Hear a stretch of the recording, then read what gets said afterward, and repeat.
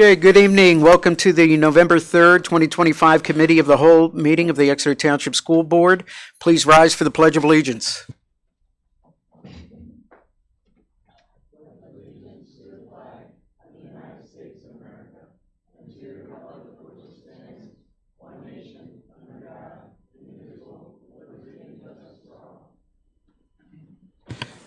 Mr. Fike, can you take roll call, please? Jason Nell. Here. Julia Schaefer. Here. Sorry. Deborah Bloom. Dr. Andrea Baller. John Fiddler. Here. Dr. Ann Herring. Present. Timothy Morgan. Here. Travis Oden. Here. Allison Wilson. 6 present, 3 absent. Okay, thank you, Mr. Fike. In addition to the 6 board members in attendance this evening, we're also joined at the board table by our solicitor, Sharon Montaigne, and members of the school district administration, including Dr. Christy Haller, superintendent, Mrs. Dawn Harris, assistant superintendent, Dr. Josh Hoyt, director of teaching and learning, Mrs. Diane Skornavaki, director of human resources, and Mr. Brian Fike, who serves as our business administrator and board secretary. The meeting minutes are attached. Does anyone have any changes or discussion they would like to make regarding meeting minutes for the October 7, 2025 Committee of the Whole meeting and special voting meeting, or the October 21st, 2025 board voting meeting? All right. We are not amending the agenda tonight. And next up, we will have an academic update, which is a presentation.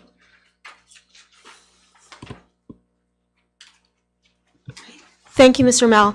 I'd like to welcome tonight 2 of our teachers. We have Mary Firestone, who's a kindergarten teacher from Lorraine Elementary School, and Jen Schuster, who is one of our reading specialists who is at Watton Creek.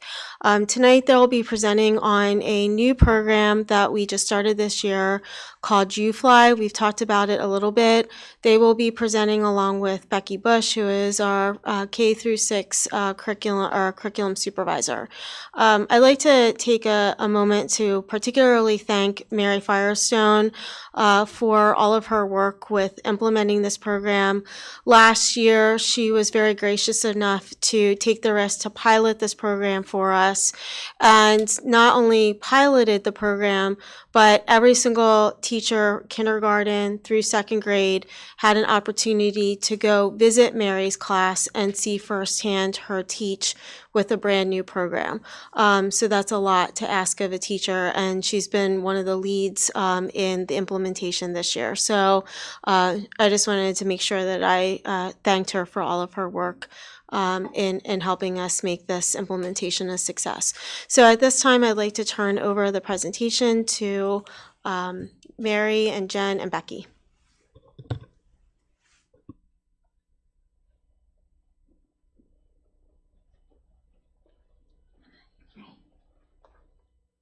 This is at a really good height for me. That's great. Good evening, everybody. As Dr. Haller mentioned, this year our kindergarten, 1st, and 2nd grade teachers are implementing a new program, which we will call UFly all night. But UFly stands for the University of Florida Literacy Institute, and UFly Foundations is the program that we're going to be talking about. I'd like to share with you a little bit about why we chose UFly, as well as why we think it's promising. Go ahead, Joe.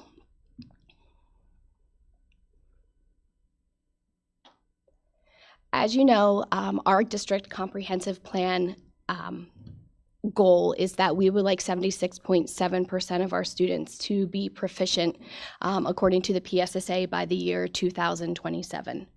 That comprehensive plan is our roadmap for improvement and success for our students.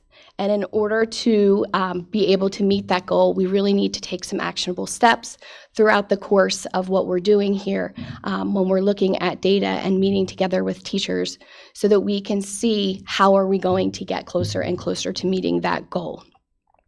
One of the ways that we are going to be doing that was by evaluating the success of our foundational skills program that we had been using, because we do know that as students acquire early literacy skills as the foundation to reading, the more and more proficient they are in those skills will then lead them to be proficient, comprehensive, or in their comprehension with reading, which is what we are looking to measure. Go ahead, Joe.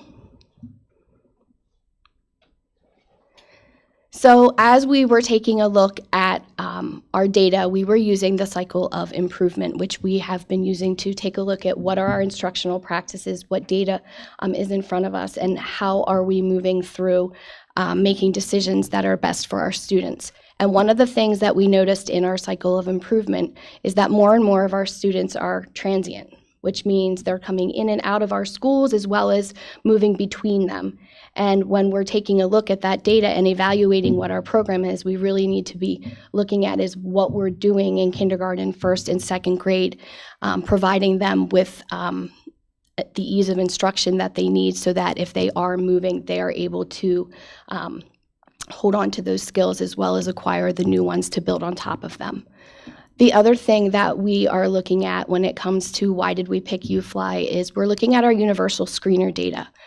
As we have mentioned before, our universal screener is called Acadience, and Acadience measures different reading proficiencies across some skills like phonemic awareness, how kids are hearing and manipulating sounds, to phonics and decoding, how they're sounding out words.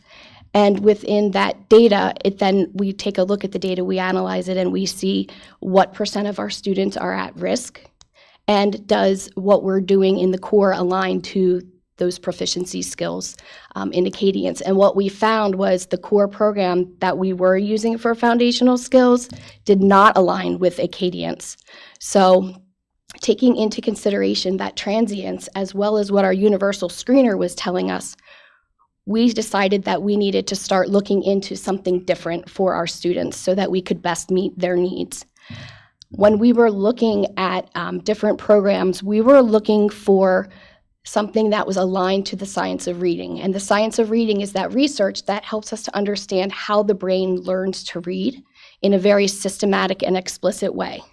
So we were looking for something that had that quality. Another thing that we were looking for is, what does the evidence-based efficacy look like? What is out there that we could actually see that was put into place where students made gains? And does a program that we're looking for, does it meet all of those foundational skills that I was talking about?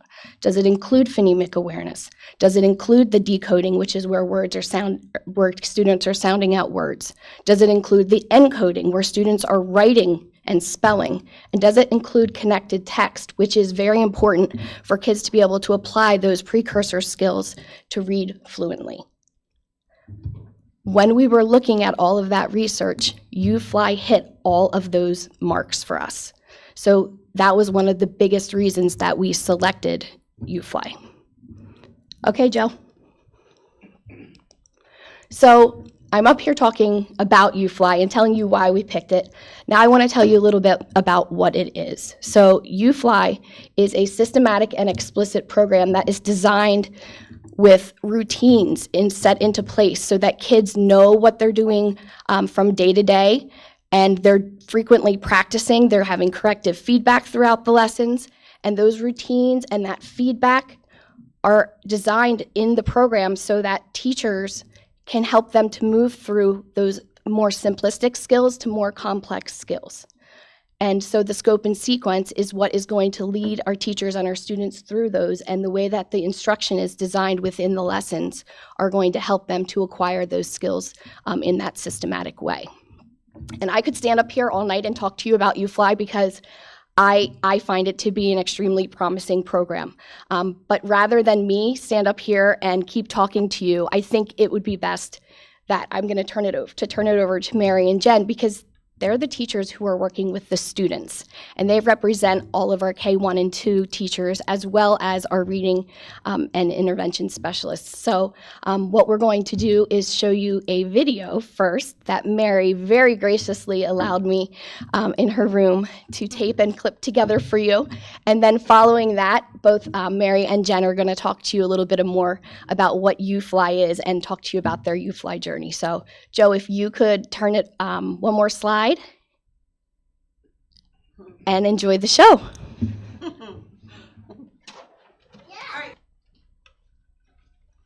Here we go. My first word. Listen to my sounds. Put your eyes on me. It's my turn. At. Awesome. My turn. At. Awesome. Pounders out. Are you ready? You're going to pound and pull out the what? Sounds. Good. Ready? My first word is pot.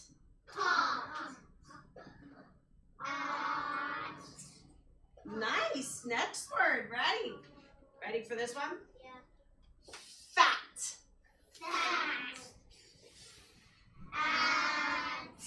Say it. We're going to say A spells at. Are you ready? Yeah. All right, Weston, put your eyes up here. Ready? Get your finger. Put it on my finger. Finger. Switch it to Blinky. Find him. Are you ready? Point to it when we find the letters. Ready? P spells. Awesome. T spells. Awesome. S spells. Joshua, ready? S spells. Everybody, can we do it again? Ready? S spells. Nice. Ready? Here's my next one. M spells. Awesome. Here we go. Ready? So it would go like this. I'd start on the dotted line, and I have vertical down. I jump up. I curve around. P spells. Awesome. I do see that. Right? Do me a favor. Erase it, and when you erase it, what are you going to say? P spells. Awesome. All right, here we go. Sounds. Sap. Awesome. I'm going to change the beginning sound again. Here we go. Ready? Sound. Ooh. Ooh. Ready? You see it? Here we go. Sounds.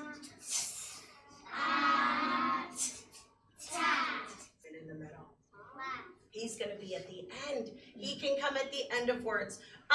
When you make the letter, you're going to take your teeth and put them where? On your lip. On your lip. Ready? You want to act, are you going to bite really hard? No, that's going to hurt. You want to take your teeth and put them just on your bottom lip. Are you ready? Watch. And you're going to blow the air out.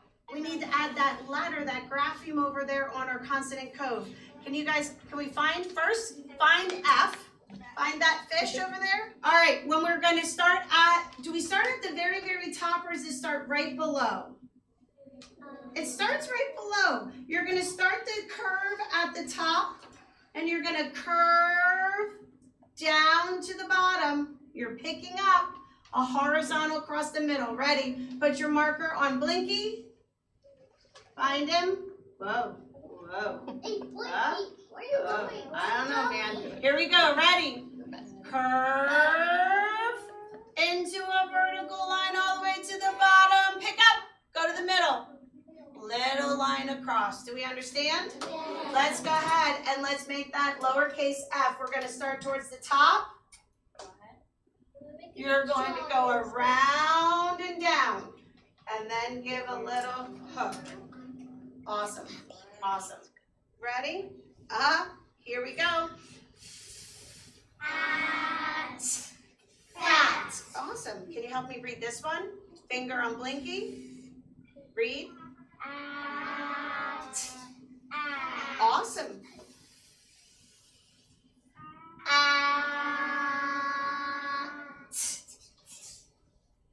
Fat. And I can touch it and read the sounds. At. Fat. All right. Here we go. Let's spell the word. Ready? What letter spells? F spells.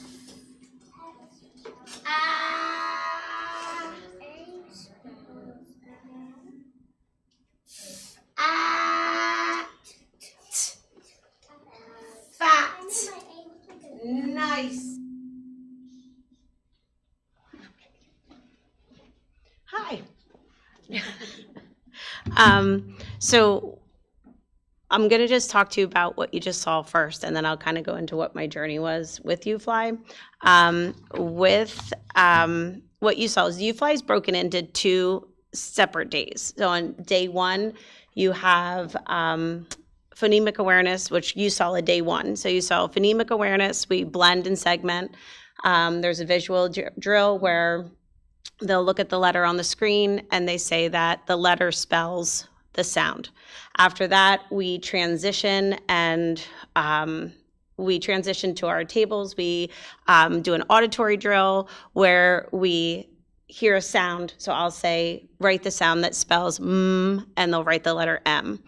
At that time, we're just needing to get the letter onto their board at that time. We're looking, from my standpoint, I'm looking for their handwriting, but it's not really what I'm focused on. I'm focused on if they're getting the correct letter for the symbol for the sound that we're using. After that, we transition to the carpet again, and we do our blending drill. That was when you saw the letters being put up on the board, and we continuously blend the sounds into a word. We're changing right now we're just changing the beginning sound and the ending sound. I think at the end of this week we get our second vowel, so then we'll start transitioning to switching out the beginning, middle, and ending sound and having them blend new words. After that, we get into our new skill. When we teach our new skill, right now we're teaching letter sounds and how they're presented at the beginning. Consonants mostly are at the beginning and the end of words. Vowels are in the middle. We have 2 sound boards that we are using. We use Vowel Valley, which are all of our vowels, and we have our consonants, which we call Consonant Cove because if vowels have a valley, consonants should have a place to be too. So we talk about where in the beginning there's 10 getting ready lessons that are taught at the beginning of every year in K1 and 2. In those lessons, we learn that we use our lips, our tongue, our teeth, and our noses to create sounds. So when I'm asking them to put their teeth on their lip or to bite down and not too hard because it is kindergarten, they know where all the parts of their mouths that they need to make sounds. That also ties in a lot with our speech and language teachers because that's also the same program that they use, which is actually very nice for our speech kiddos. Then we go into letter formation, where then we're reading words, we're spelling words that will transition to reading sentences and spelling sentences. Then on day 2, we review what we did on day 1, and we do sight words, which are heart words. Heart words are broken into 2 different symbols to be able to put them together. We have hearts for sounds that we have not learned yet, and we have blue squares for things that we have learned. So right now, the word the TH is a heart sound, and E is a heart sound because we haven't learned those. Eventually, that will transition, and it will not be a heart word because we will understand how all of those letters go together. And then also we have decodable text on day 2, which they're using the skills that we have just learned, previous skills, and putting them together in a decodable passage that we'll read, illustrate, and be able to go through and code in different ways. So that's basically what our day 1 and 2 is.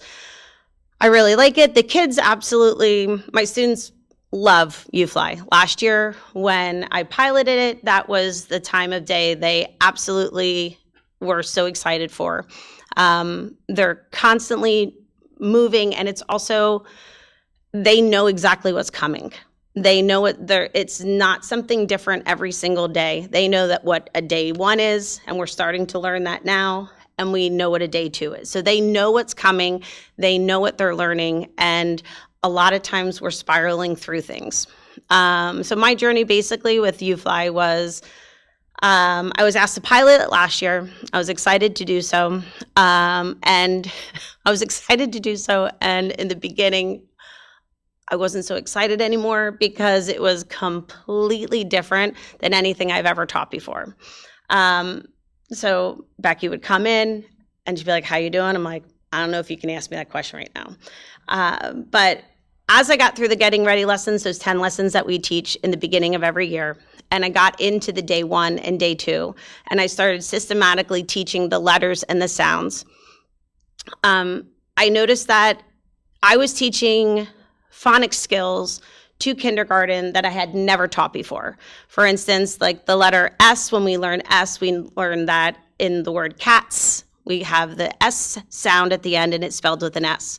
But if you have the word dogs, the end of the word dogs, the S sounds like a Z. So we explain that to them that S can make 2 different sounds, but we're still using the letter S. And then as we are teaching the letters, by lesson 5, you're reading words, and that never happened before. So we're reading words, we're getting heart words, we're putting these things together. We have small sentences we're reading. And to watch kindergartners in October reading, and where they'll usually say, "I can't read, I can't read, I can't read." Well, you can read, and they are reading, and that's absolutely amazing. The systematic way that they are presenting the letters, it does take us longer to learn those letters. However, when we learn the letter R, we will do 2 lessons, so 4 days of the letter R, because the first 2 days we're learning about just, hey, this is R says R.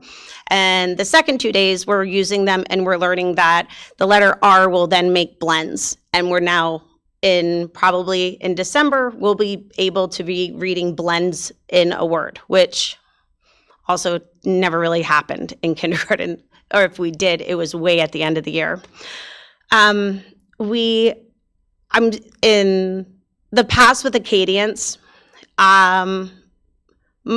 January data is always tough because we have whole words read. And if you are reading a whole word, you need to read that in your brain, and it has to come out your mouth within 3 seconds. In kindergarten, to be able to do that is a very hard task to do. Last year in January, I got my data back, and I was floored because I had a handful of students who already had whole words read. There weren't many, but I never had kids reading whole words in January before.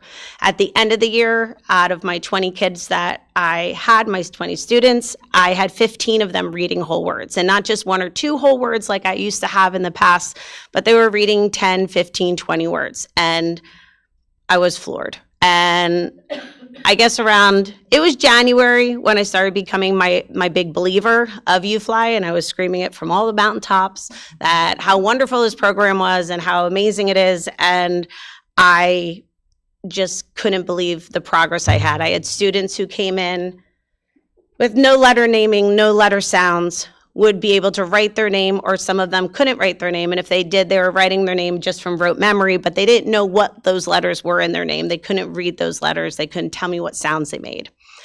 I had those same kiddos at the end of the year benchmarking. And what's even more surprising than that is that over the summer, those same students came back and benchmarked in first grade. So I had 20 students, and I have 1 first grader who is in intervention right now, in Tier 2 intervention, which also has never happened. So I cannot tell you how amazing UFly is. So that was my journey. I didn't know if we were taking questions. All right, so as you can see from Mary's lesson up here, we're addressing all of the core components of structured literacy, which is what we want. That's what's supported by research, and that's what we want within our classrooms. It's really important for us in the intervention setting to be able to address all aspects of the foundational skills. And so what we like to do is we really can see this continuum not only in the kindergarten setting, but then also up through second grade. We see the ramifications of the students who are struggling with their foundational skills in third and fourth grade, and we know that we need to address them, and it's better if we can address them within the K-2 setting, okay? So one of the major strengths with UFly is that it is educative program to the teachers as well. I learn more about reading instruction by teaching UFly, and I think that's a huge piece for us as teachers because we learn the why behind what we are teaching. We are able to understand the intricacies of language and how it works, and then we are able to better share that with our students and teach them how to decode, because what we want them to do is be code readers. We want them to be able to anticipate what is in front of them. So the program UFly gives us that knowledge as well, but then again, we can share that with our students. It's not a program just for Tier 1 or the Tier 1 students in that core curriculum. We can bring this into all different aspects of our instruction or in our intervention. We bring this into our Tier 2 students as well, where we can just give them more of what they are doing in the classroom for the students that need more repetition. Or we can also go scale back and we can take a look at where the students' deficits are and we can meet them where they're at, giving them the skills that they may have missed in the past. We see more and more students not attending preschool, not attending pre-K, so they're coming in almost at a deficit, and we're playing catch up from day one. And UFly gives us this advantage in the sense of we are addressing the full continuum of skills from the day we start. And that doesn't always happen with every program. We are looking at all components of the early literacy skills that we need to have addressed to make those proficient readers, and we're able to develop them over time with this program. I just don't want to keep repeating because I know they hit on a lot of all of these other things. But again, the end goal is for our students to come out of second grade as proficient readers, which means they're reading with automaticity. If I held up a card with a word on it, you guys could not stop yourself from reading it because your brain automatically processes it. That's what we want for our students and our readers, so then they are able to attack and challenge those academic texts that they will engage third grade and beyond. If they're not able to master that code, then those skills become very difficult and they really cannot tackle those advanced texts. Closing out, what you're seeing being passed along is one way that we have for us to communicate with parents. Our parents are very used to leveled text, and they want to say, well, what can my students read? What can my child read? How can I help them at home? And this is a mind shift for them, so we have to talk and show them the structure of how we are teaching. So what you're seeing in these binders is several different sections. There is the teachers sections in the back, which are the green, the red, and the blue tabs. You're seeing word work that they're doing within the classroom. You're seeing the decodable text that they are working with in their classroom as well. And then you're also seeing a roll and read game, which is a way for students to practice their word reading and becoming more automatic. So you're seeing that in the binders. And then in the front of those binders, you're seeing orange tabs, which are the intervention tabs. And those are important because those show the parents where they are working within the intervention setting and also where we're trying to get them to go. So you can see that as being passed around there. I'm going to pass this one around as well. This is the end of UFly because I think we see the basic, we see I sit, I tap, and it seems kind of like, oh, what is this? But really when you look about where this can go up through second grade, we're hitting morphemes, we're hitting affixes, we're hitting suffixes. So this really goes deeply into the knowledge of language. So just so you have an idea of where that can go. Anything else? And I don't want to be repetitive, so I don't know if there's any questions from you guys that you have that you might be thinking of with the program, or Becky, if you want to step in. Yep. Go ahead. Before I ask my questions, I just want to say that I had the pleasure of visiting Mrs. Firestone's classroom, I think it was 4 years ago, before we were barred from visiting classrooms by a certain superintendent. And she struck me as a kind of a cross between Mother Teresa and a drill sergeant. Oh, thanks. Thank you. If I could just clarify, I was not that superintendent. That did not happen on my watch. Right, I said 4 years ago. I think we know. Yeah. I And know. both of those are complementary, because a drill sergeant gets the Right. soldiers to do what has to be done, but you had the compassion and the gentleness of Mother Teresa. So, Thank you. and yours is the only one I visited, because after that, we were barred. So some questions, and I don't know who can handle them. I think you gave the number of, the goal is 76.7 by 2027. Correct. Where do we stand now? I do not have those numbers for you right now, as we were focusing a lot on what the program was and the implementation of it, but I can certainly get them for you. Okay. I'm sorry, the second speaker? Jen. You mentioned the parents. In my reading about reading, I keep reading about how important the parents are and how important reading in the home is to get kids to read, how important a home library is so the kids have a place to go. We had the World Book Encyclopedia when I was a kid. How are you engaging parents who might otherwise not be as engaged as the kids need? We're trying to communicate what we are doing with the binders. So we're showing them what they're learning in the classroom. Also encouraging parents to just read in general with their children, because you know that in order for them to become readers of complex text, they need to have the oral language to back it up. So we need them, if they are not able to support them with the skills that we're giving them in the binder or in the classroom lesson, what they can do is just be reading and exposing them to literature, because all we need them to do is have that language piece in place, because then we can take that structured components from there. So we are trying to be as communicating as much as we possibly can about the importance of this. We know what we need to happen. I don't know if you could think of anything else in that regard. No, that was actually, you hit all of the points that I would have hit. The other piece of it is we are trying to help parents to understand that when our students are in these really young developing ages, that the screen isn't always the best place for them, right? So getting them exposed, spending that quality time with your mom or your dad or your family member at night before bed, or whenever you can fit it into your day, just pulling away from that screen is something that I know that we're also going to be recommending. And one final question.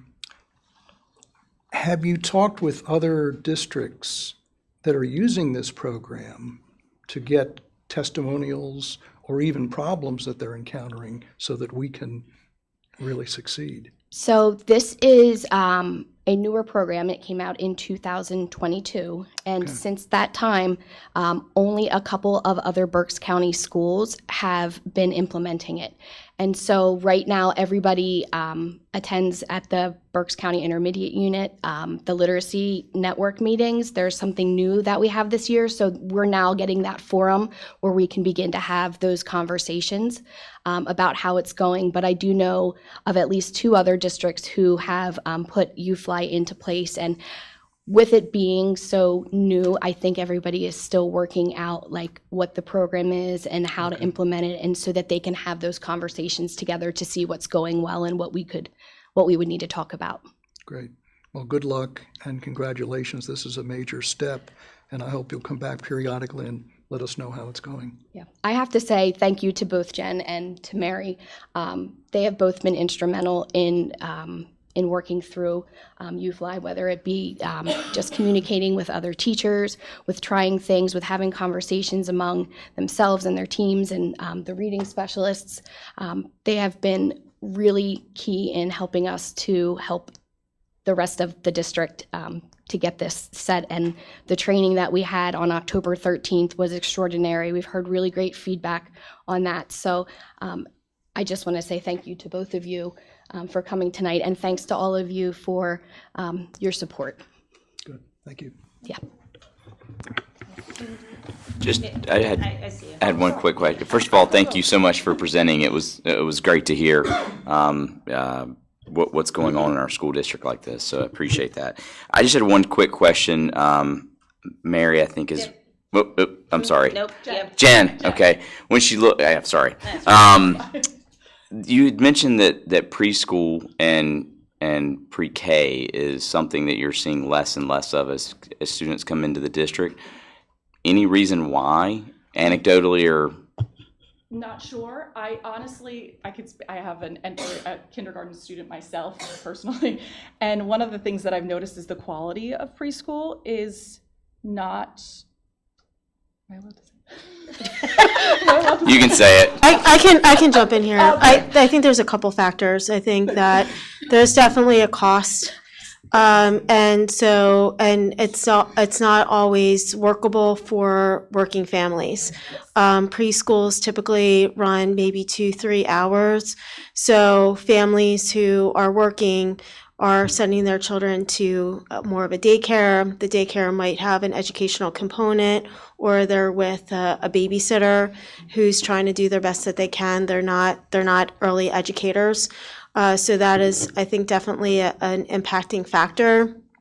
And even the children who are going to preschools, the quality of preschool, and not when I say quality, I don't want people to take away as far as like the safety piece, because they're very loving and caring of children, but the rigor of the curriculum that is taught could be vastly different.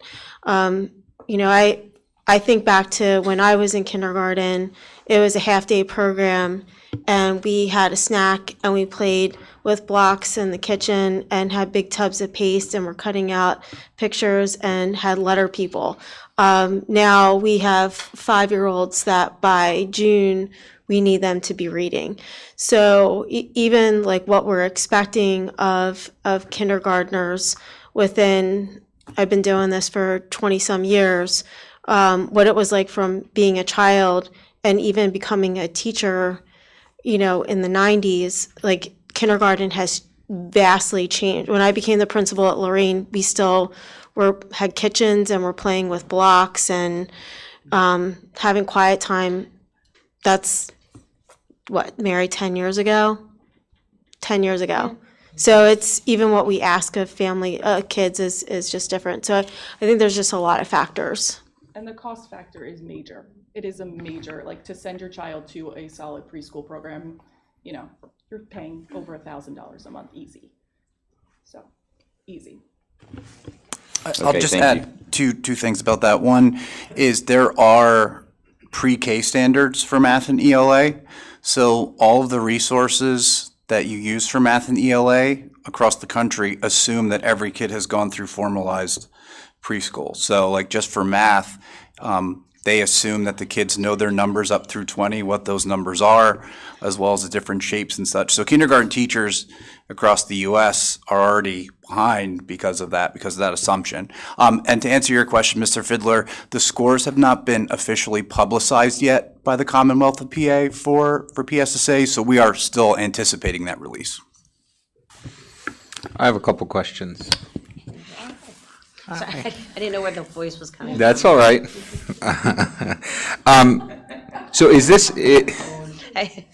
this officially implemented in all the classrooms now in secondary? Yes. So October 13th, we had our official training.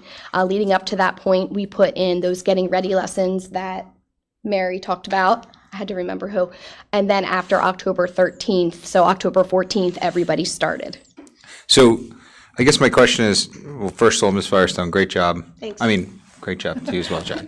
We saw her live, so, or pre-recorded. So I would assume that with your tenure, that if you didn't like the program, you just wouldn't be here tonight. So appreciate that you adapted to it and did it. And I also appreciate the fact that it's much different than the way you've taught throughout your history, and you've adapted to that. But with that said, adults adapt to change very differently. It took you 4 months to embrace it, love it, Right. bring it into your style. Are we presuming that it's going to take everyone that 4 months? Do we think that we're going to be able to condense that because we have an idea? So how do we get everyone to the point that you're at today? So to be completely honest, when last year from, I think it was in April and May, all of the kindergarten, first grade, and second grade teachers from the district came in to see either a day 1 or a day 2 of the program. At that time, they were all astounded from where even like the second grade teachers were still seeing amazing things that we were doing that they're like, we taught that before. Then first grade didn't see it. So they were seeing such amazing things that my kids were doing in kindergarten.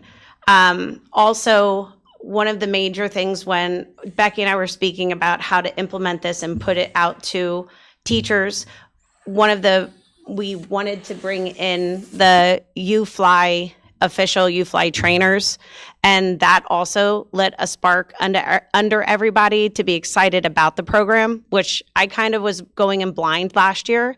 So I didn't have the training. I was just kind of training myself on the fly. On the UFly, sorry. Anyways, so the fact that we had the official UFly trainers to come in October to be able to explain everything, really hammer out all the details was major to get everybody on board sooner. And also, it did take me longer, but now, like, even when I have people asking me questions and saying, like, I just don't know, I feel things are still a little goofy because it is a scripted program, so you have to get the language down. But once you're realizing that every day one and day two, the language is the same, it does start to happen quicker.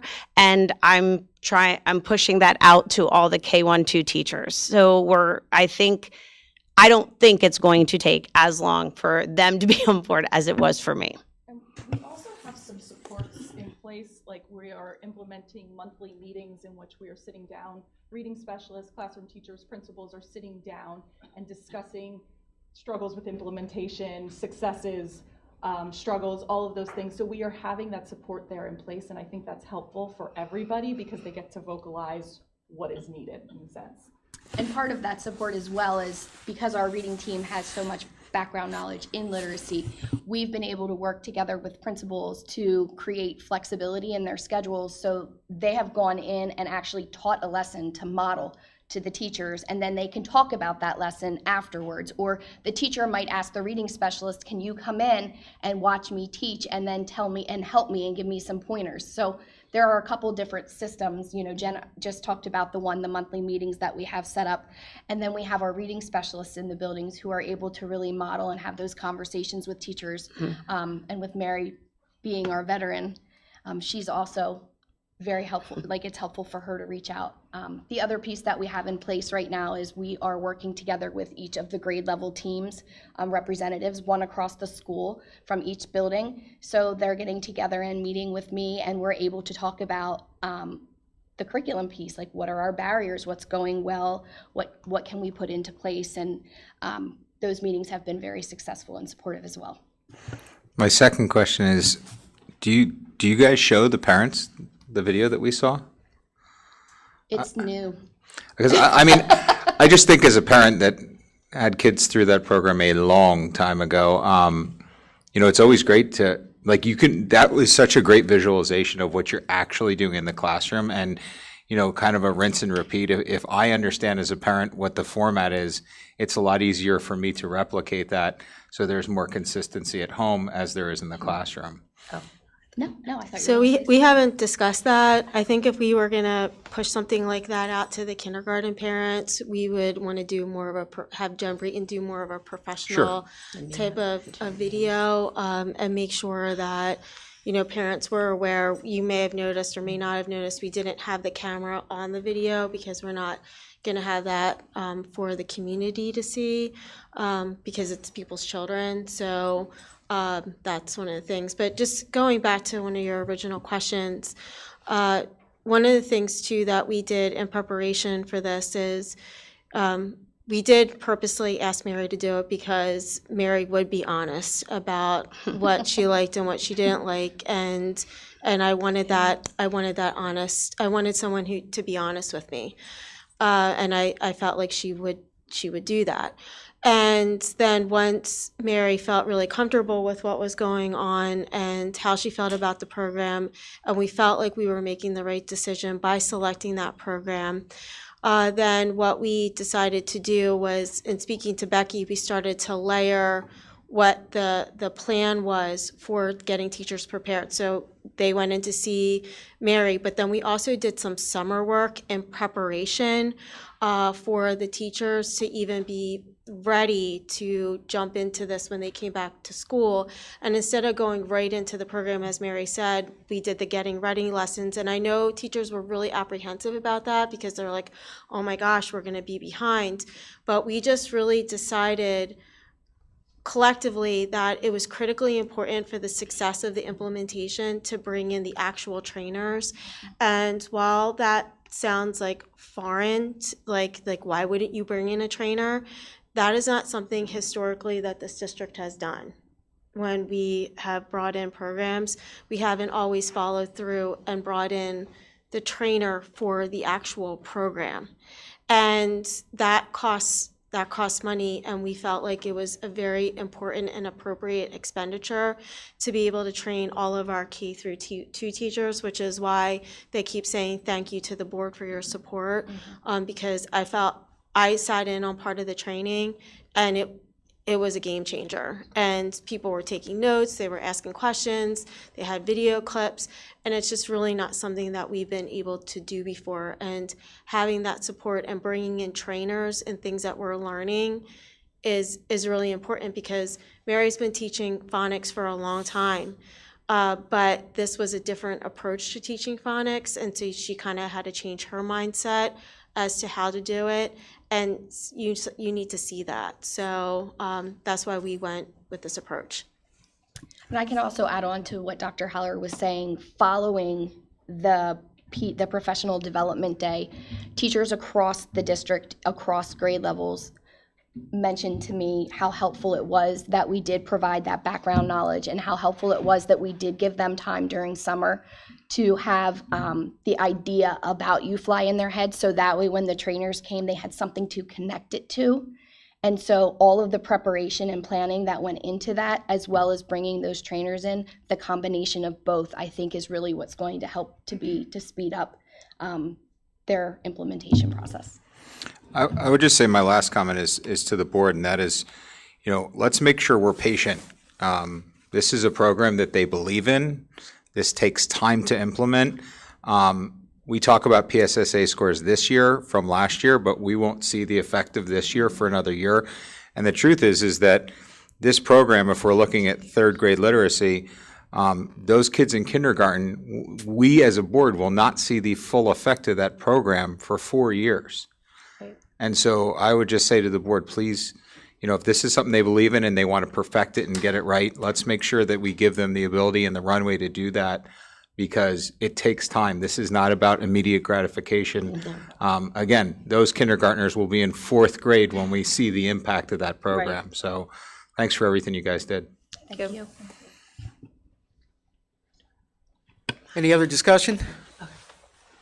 Okay. I take the binders back just because She I know would- my Mrs. students Schuster love would like her them binders dearly. back. Thank you. Thank you, you fly ladies. I appreciate it. Dr. Haller, I would also like to find out what it's going to take to get us barred from the classrooms again. So maybe that's something you could think about later. We feel like an open door policy is the best policy. Oh, So okay. If you would like to go visit classrooms, just please contact the building principals. It's very nice So- of you. Thank you. Well, you are the board. So. Jason, me and you should go to chemistry class. There we go. Yes, the last class you want to see me in. Public comments, agenda items. No one has signed up, and we're going to move on to Education Committee. And Mr. Fiddler, you are taking that. Yes, I've got that. So, Mr. Fiddler, I'm sorry, I turned off your mic. If you want to turn that back on. Are you going to bar me from the classroom, too? Item A, field trips within the 60-mile radius. You can see the list of 6 trips scheduled for the kids. 6 trips scheduled for the kids. That's something you could use, Jen, on your, all right. And this item will not need board approval for the next meeting. Item B, however, will. Conference requests. You can see the list there. There are 1, 2, 3, 4, 5, about 7. I did have a question about the first one, the PASA, I don't know what that is, book study, Hardwiring Excellence in Education. Is that based on a book by any chance? And what is the title? That is the title, Hardwiring Excellence in Education. And so all the administrators are required to do Act 45 credit hours, including myself and Dawn. And so this was a book study that we were interested in doing in the professional organization that we're members of. And just in case some of the audience want to read the book, who's the author? Dr. Pilcher, am I saying that correctly? Pilchner, yeah, I can send it to you. I don't think I'm saying her name correct. Pilchner, yeah.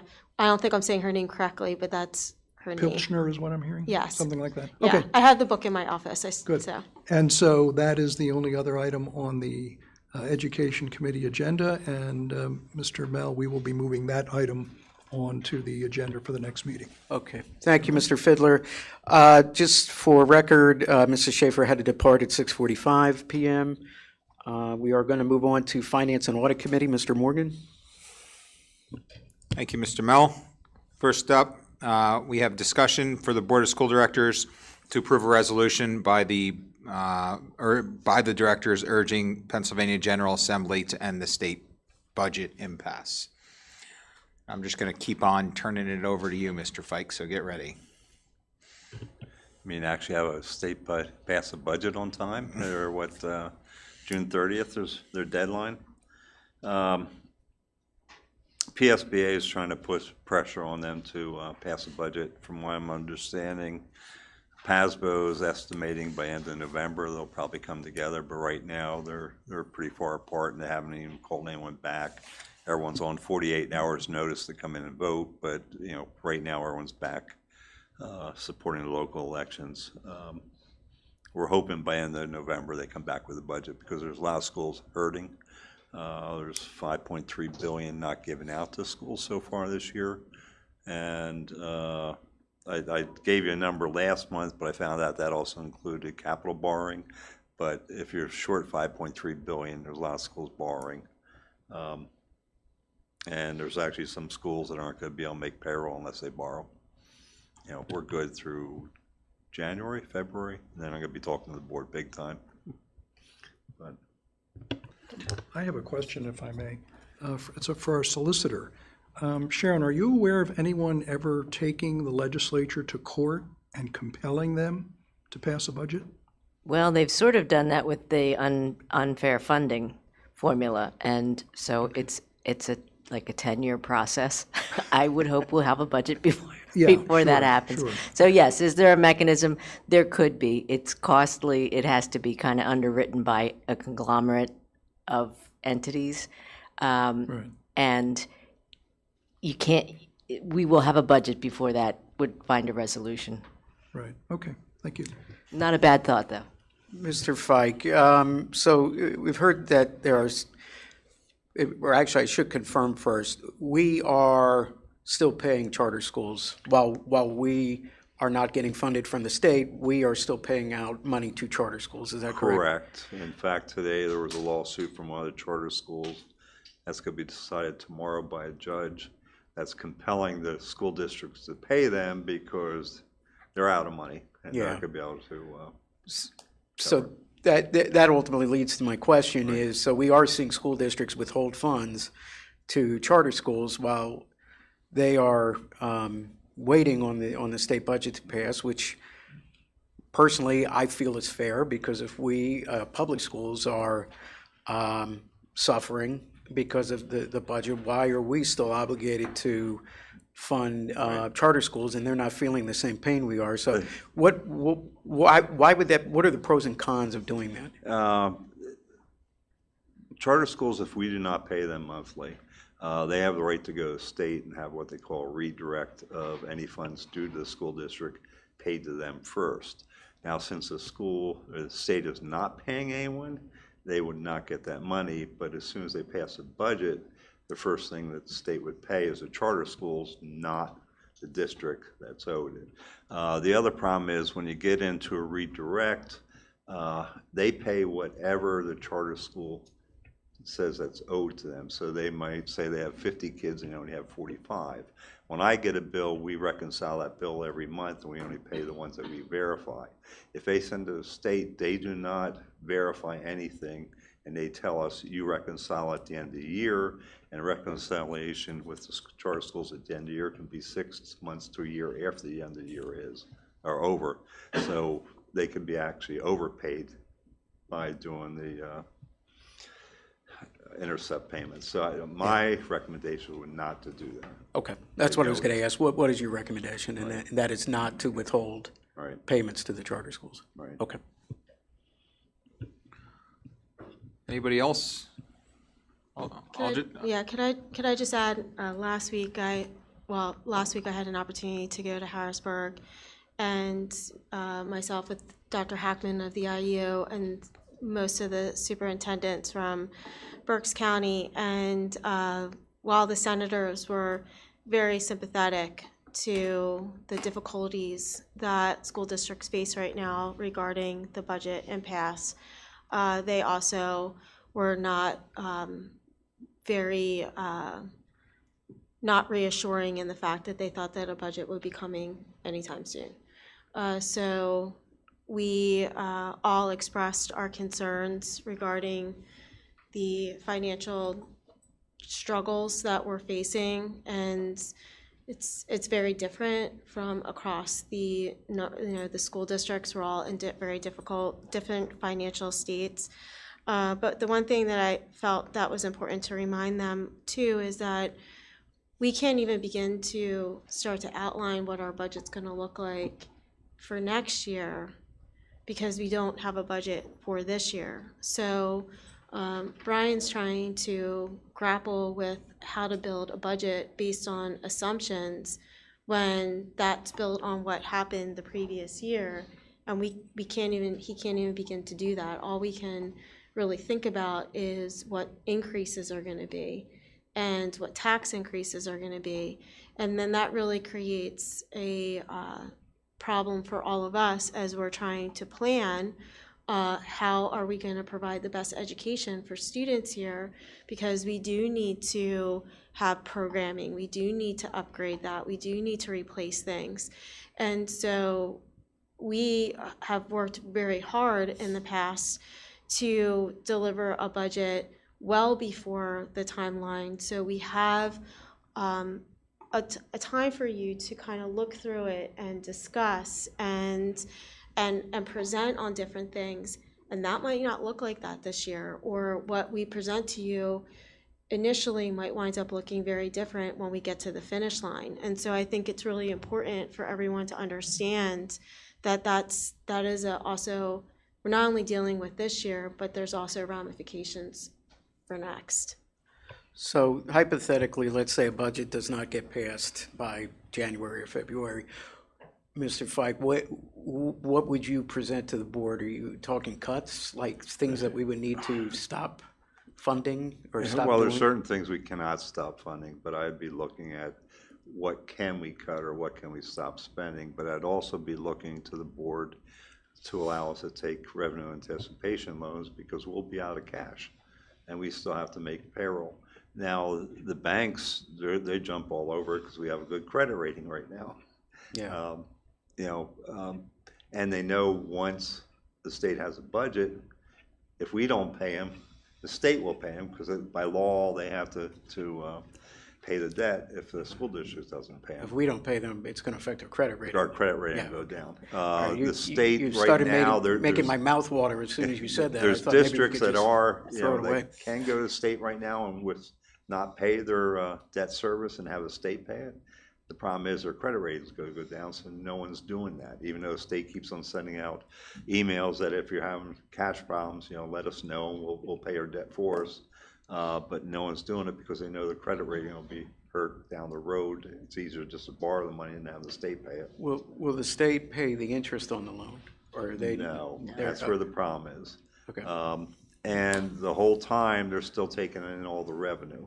They're making interest on the money that they're not putting out to the schools or the other institutions. They're still taking income tax, transfer tax, sales tax. Their revenue has not dropped or changed. Yeah.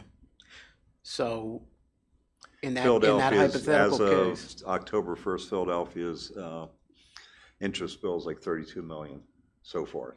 I'm not sure what it is now, but that's what they have. 32 million in interest? Interest. Wow. Yeah. Their budget's over, what, Yeah. a couple $1 billion, but yeah. Wow.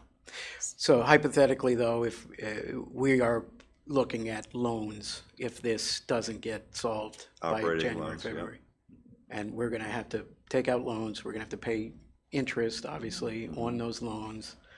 And there's a lot of districts doing that already. Yeah.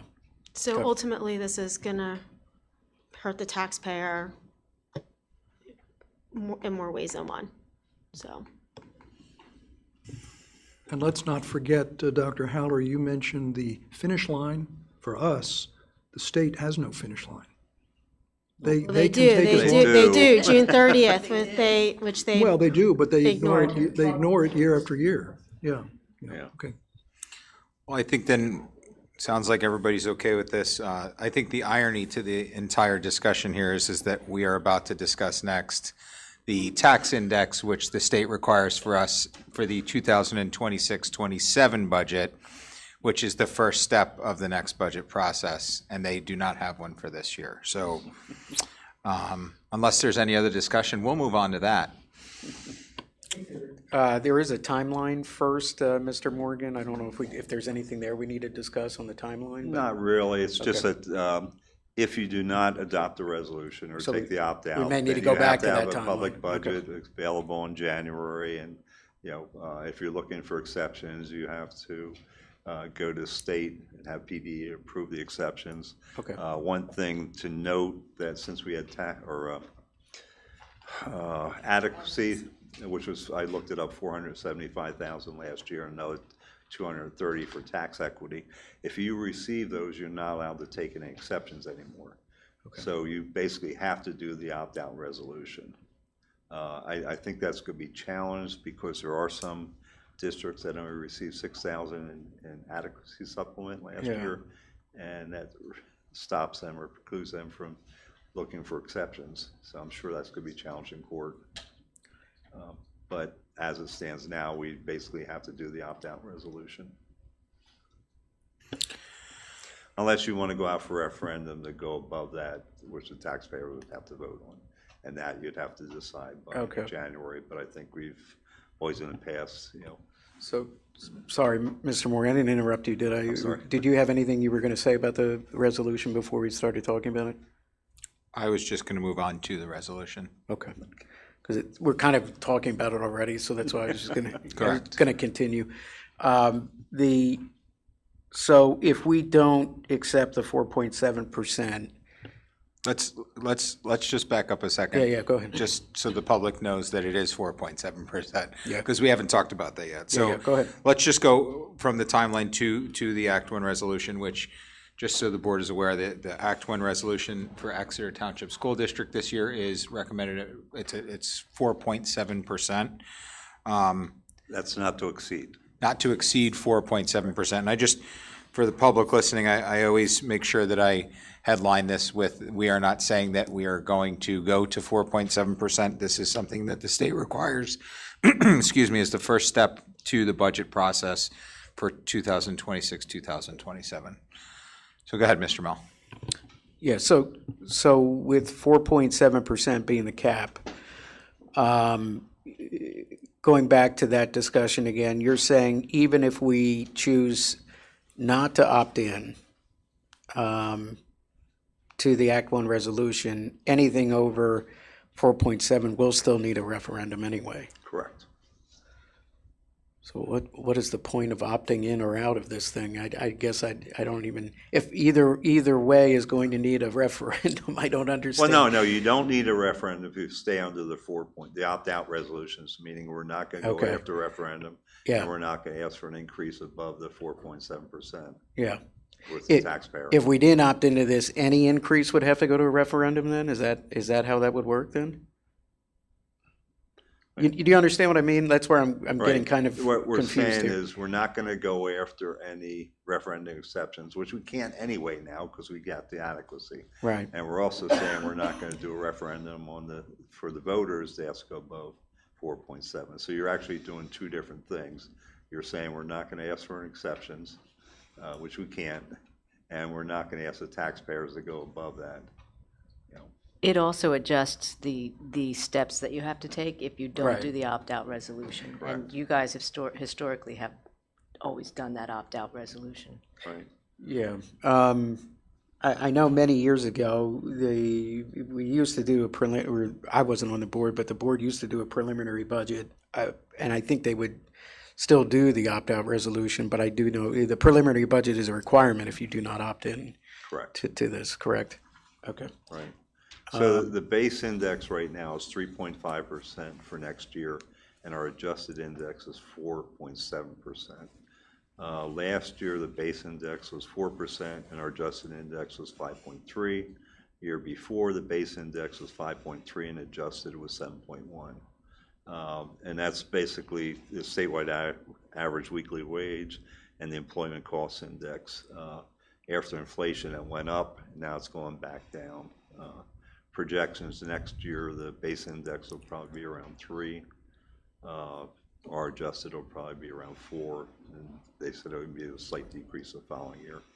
So these are things you really need to know as a board when you're looking at long-term commitments and long-term spending, because that's your ability to raise taxes. Yeah. I mean, I'm going to be candid, a referendum's not going to pass Right. in the township or borough to raise taxes past the index. So, I mean, it sounds like, based on what you've said and your recommendation is that we just agree to the opt-in of the Act 1. Correct. Okay. What I find interesting is when you look at the county, there are some fairly low indexes, down as low as 3.5%, which I believe in some of these districts is lower than the tax increase that they gave the prior year, having a tax index higher. Yeah. Correct. And those districts that are 3.5 have a market value or aid ratio less than 0.40%. Our aid ratio market value is 0.58 something. So that's why you get adjusted higher. But if you're below 0.4, you get the base index. You can't go above that.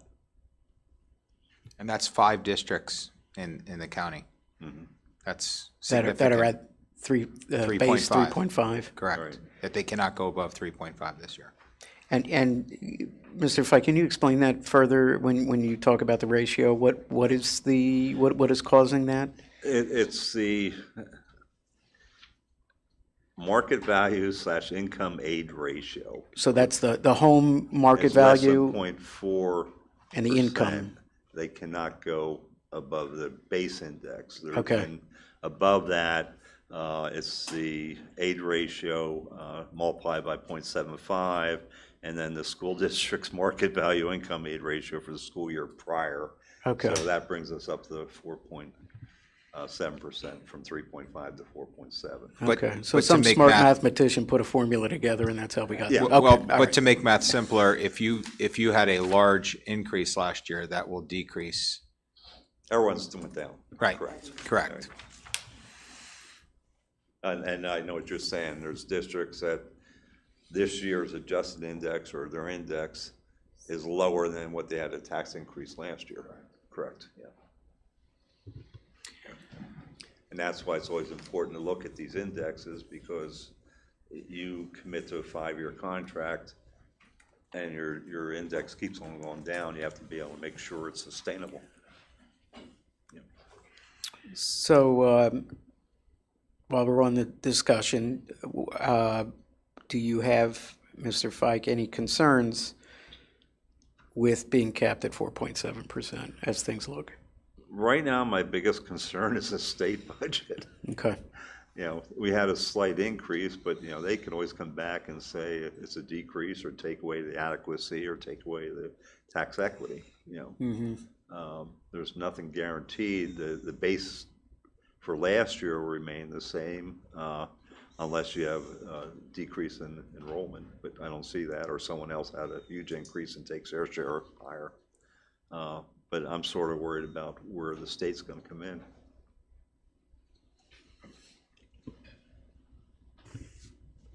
Any other discussion? Okay, moving on, we have a statewide tax recovery confidentiality resolution where we're going to ask the Assistant Business Administrator to be an authorized representative to make requests upon and receive any and all tax information and records from the statewide tax recovery. I assume this is something we do every year? Yes. Okay. Yep. Any concerns with that? And finally, we have a SEL donation in which the board will approve to accept the donation from Schweitzer Engineering Laboratories on behalf of Madeline Hayes, an Exeter graduate in 2018, in the amount of $100 to help inspire lifelong love and learning of math and science. I don't think anybody will turn that down. And that is all I have, Mr. Mel, and we will be moving, let's see, we will be moving A, C, D, and E to the voting budget, to the voting meeting. Thank you, Mr. Morgan. Would somebody like to do the Facilities and Transportation Committee? Sure, I'll just keep going. Thank you. Atlas Transportation Contract, recommended the Board of School Directors approve the Atlas Transportation Contract for the 25-26 school year. Mr. Fike, do you have anything on that? It's special needs transportation. Very good. Any discussion? We'll be moving that to the agenda as well, Mr. Mellon. That's all I have. Okay, thank you, Mr. Morgan. Personnel Committee, Dr. Hearing? Thank you, Mr. Mel. We'll be moving to the voting meeting next meeting. Resignations, retirements, appointments, transfers, change of status, additional assignments, leave of absence, and that's everything. Okay. Thank you, Dr. Hearing. Any discussion? Okay. Public comments on any topic. No one has signed up. And we're going to forward the following items to the November voting agenda. We're going to move meeting minutes. And then items 5B, 6A, C, D, and E, 7A, and 8A through G. Are there any board members that would like to be heard at this time? I'd just like to remind everyone to go out and vote tomorrow. Yes, absolutely. Thank you.